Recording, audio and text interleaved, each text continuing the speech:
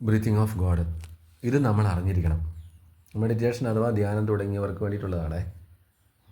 നമ്മളിൽ വസിക്കുന്ന ജീവാത്മാവിന് നമ്മൾ ജീവൻ നിലനിർത്തുക എന്നതാണ് പ്രധാനം. അതുപോലെ സമയവും കാലങ്ങളും പ്രകൃതിയും ചുറ്റുപാടുകളും അന്തരീക്ഷ മണ്ഡലങ്ങളും ശരീരവും ശരീര രോഗങ്ങളും സുഖങ്ങളും ദുഃഖങ്ങളും എല്ലാം തന്നെ ഈ ആത്മാവിലൂടെയാണ് നടക്കുന്നത്. പക്ഷേ ഇവിടെ ഇതിനൊരു അവസാനമുണ്ട്. അതായത് സമയമുണ്ട്. സമയത്തിൻ്റെ സമയത്ത് തിരികെ വിളിച്ചാൽ ഈ ആത്മാവ് പോകും.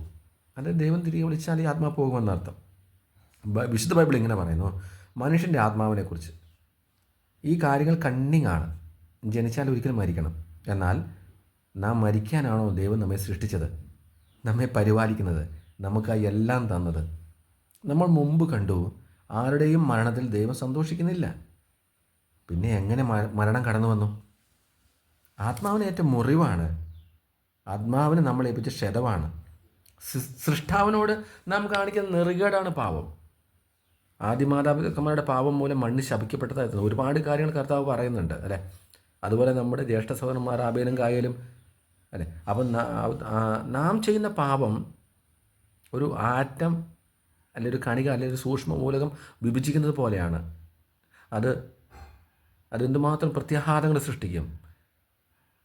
അപ്പോൾ അത് നമ്മുടെ കുടുംബത്തിലും ഭാര്യ ഭർത്താക്കന്മാർ മക്കൾ മാതാപിതാക്കൾ തലമുറ ബന്ധുമിത്രാദികൾ ഇവരിലേക്കെല്ലാം ഇതിങ്ങനെ സ്പ്രെഡ് ചെയ്യും. അതുകൊണ്ടാണ് ഇസ്രായേൽ ജനത്തെ നോക്കിയാൽ മതി. ഈ പാവവുമായി ബന്ധപ്പെട്ട കാരണമെല്ലാം ഇസ്രായേൽ ജനത്തെ നോക്കിയാൽ മതി. അപ്പോൾ അതിൻ്റെ സ്പ്രെഡ് മൂലം ആ ഇസ്രായേൽ ജനത്തിന് പിന്നെ അനങ്ങാൻ പറ്റാതെ പോയ ഒരു വലിയ ചരിത്രമാണ് അത് മുഴുവനും. അതുകൊണ്ടാണ് യേശുക്രിസ്തു തള്ളിക്കളഞ്ഞപ്പോൾ ഇസ്രായേൽ ജനം മുഴുവൻ ഇന്നും അനുഭവിച്ചുകൊണ്ടിരിക്കുന്ന ഈ ഭാരം. അപ്പോൾ ഒരു കാര്യം നമ്മൾ ശ്രദ്ധിക്കുക, ഒരു ആറ്റം ബോംബിനേക്കാൾ പവറാണ് ദൈവവും മനുഷ്യനും തമ്മിലുള്ള ബന്ധത്തിൽ പാപത്തിനുള്ള ശക്തി.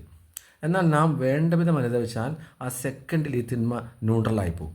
അതായത് അനുതാപത്തിന് ഈ പാപത്തെ ന്യൂട്രലാക്കി, നിഷ്പ്രയാസം ന്യൂട്രലാക്കി കളയാൻ പറ്റും. അതുകൊണ്ട് ദൈവമായ കർത്താവിൽ നമ്മൾ പാപങ്ങൾ ഏറ്റുപറയുകയും യേശു ക്രിസ്തുവിൽ നമ്മൾ അനുദപിക്കുകയും ചെയ്താൽ നിശ്ചയമായും നമ്മൾ വീണ്ടെടുക്കപ്പെട്ട് നമ്മൾ ക്രിസ്തുവിൻ്റെ ആത്മാവിനോട് ചേർന്ന് നിന്നുകൊണ്ട് നമുക്ക് അനുഗ്രഹം പ്രാപിക്കാനായി പറ്റും. എല്ലാവർക്കും നന്ദി.